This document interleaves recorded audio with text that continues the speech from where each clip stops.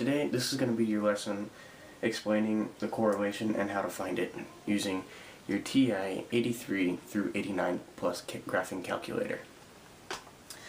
To first start off, explain what the correlation is. You have three different types of correlation. You have positive correlation, your negative correlation, and no correlation, which is possible. Okay, so your positive correlation is when your y is increasing, your x is also increasing. And your positive correlation will always come to 1. Now when you move to negative correlation is the opposite. One variable will be increasing and the other will be decreasing. And when it's negative, since the slope is going down, you are going to come to negative 1.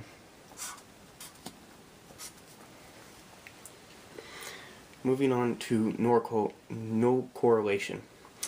When you move to no correlation, there is no pattern, increasing, decreasing, anything that can be shown by an LSRL, or your least squared regression line.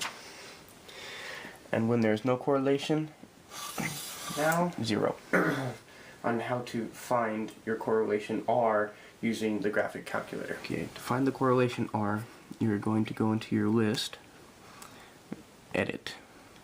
You see, as I've already done, I've already entered the numbers into the list.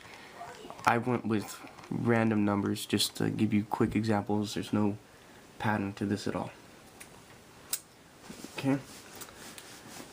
You go to second stat plot after you've entered your data.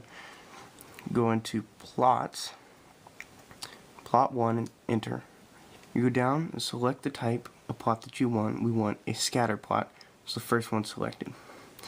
Enter, list 1 and list 2, graph. You're going to go zoom 3. Since mine has random numbers and some are bigger than others, I did zoom 3 to zoom out and see all my scatter plots. You can go to trace, then that'll start showing your numbers of where each dot is landed. Okay, so after you've entered your data into your list 1, list 2, and you have your scatter plot, I'm going to clear it out of the graph. Now this is important. In order to get your correlation R, you must go to second, catalog, scroll all the way down until you see diagnostic on. Hit enter, and then once more hit enter. You want to see that it says done. When it says done, you know you've done this step correctly.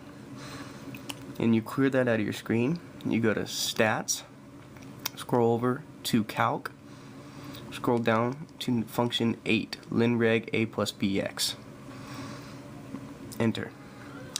Now second, list 1, comma, second, list 2, comma, vars, scroll over to the right, y vars, number 1, function, y sub 1. Enter. The bottom number here, R, is your correlation. Okay, now that we have found R, we can see that negative 0.1 is 0.9 away from being an actual negative 1, showing that this is a weak correlation between these numbers. Now, some examples of positive and negative correlation. Some positive examples would be as your age increases, so does the number of medical problems that you acquire. The hours in the sun that you spend results in the more severity of a sunburn. Say if you have a job, as your income increases, typically your spending will increase because you have that extra. As when the summertime rolls around, as the temperatures increase, so do water sales. The last one that I could think of, the more pictures Mr. E takes for the school, the shinier they make his face get. The example for that is on the back wall. Examples for negative correlation. As the temperatures increase, people put on less clothes. And vice versa. As temperatures decrease, people put on more clothes. Same with exercise. The more you exercise, the less body fat you have. The less you exercise, the more body fat you put on.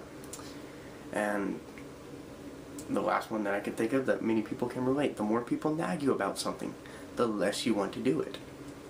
These have been your positive and negative correlation examples. Positive, both variables are increasing. Negative, one variable tends to keep increasing, the other decreases. And that has been your lesson on correlation.